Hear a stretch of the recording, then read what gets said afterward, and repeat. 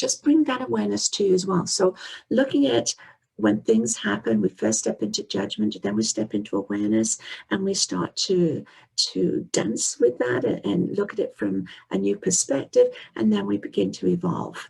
And it's that whole evolution process. No good or bad or right or wrong. It's part of the process.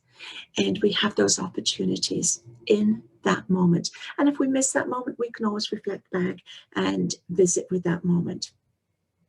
When we look at raising our vibes and being in a high frequency, it's not that we're going to be at 100% of the time.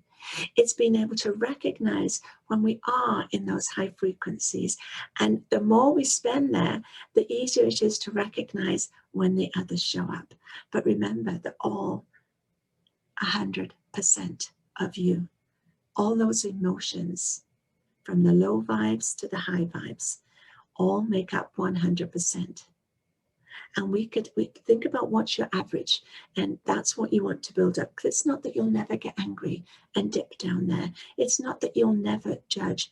But if you do dip down there into that low frequency, at least we can recognize it. And it's there to bring our awareness and attention to maybe a thought, a word, or an action that we have just experienced.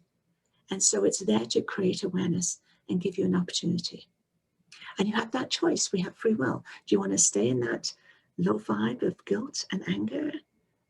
Or do you want to just recognize, oh, that's a little bit of that. Okay, know what that looks like, know what that feels like. I ain't going to stay there.